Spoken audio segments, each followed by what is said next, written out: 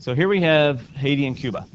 And instead of going through the whole thing where we're selling bread for coffee and all that junk, we're actually making it a little less confusing. We're going to say that in Haiti it costs them $3 to make coffee, and it costs them $2 to make bread. Everybody cool with that? And in Cuba, it only costs them $2 to make coffee, but it costs them $3 to make bread. So it still fits with who had comparative advantage in each product. Y'all remember that? We determined that Haiti was going to make bread, Cuba was going to make coffee. They were going to trade with each other. Okay. Now, based on these opportunity costs, what should the international price of bread be? $2.50. All right, it has to be somewhere in between the two costs, right? So let's say bread is now going to cost $2.50 on the international market. How about coffee? Also $2.50, right? Because it's just the number in between the two costs. Cool deal? All right. So let's look at this real quick. Before these two nations trade with each other, what was the price of coffee in Haiti? $3? Okay. And what was the price of bread in Cuba? Also $3. So that's the equilibrium before they begin to trade. All right. But now, what's going to happen to the price of coffee in Haiti and the price of bread in Cuba? It's going to go down, right? Because now they can do it at a lower cost. So what curve shifts? Demand or supply? Yeah. We've got to shift the supply curve to the right, because now it's not just Cuban bread that's in this country, it's also Haitian bread. Okay? So they have a bigger supply. And the price comes down to whatever, close to $2.50. Okay? Maybe it's a little higher, maybe whatever. Over here, same thing happens. Now there's more coffee in Haiti, and the price went to $2.50, $2.50, whatever. Okay?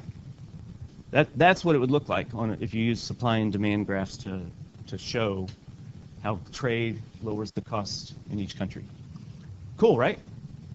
But what did we find out about the bread makers in Cuba and the coffee makers in Haiti? What's going on in Cuba?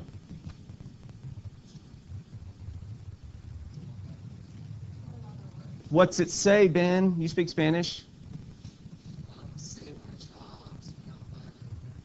Don't bribe Haiti's bread. Yeah, they're protesting in the streets.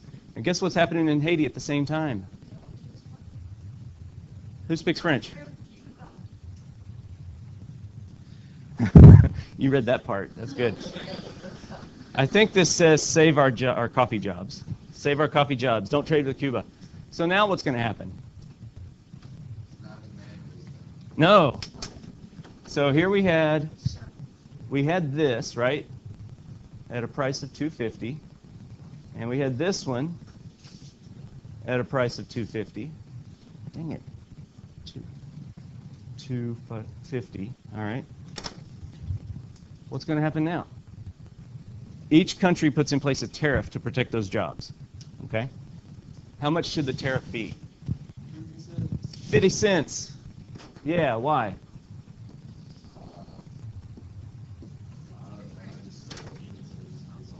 Yeah.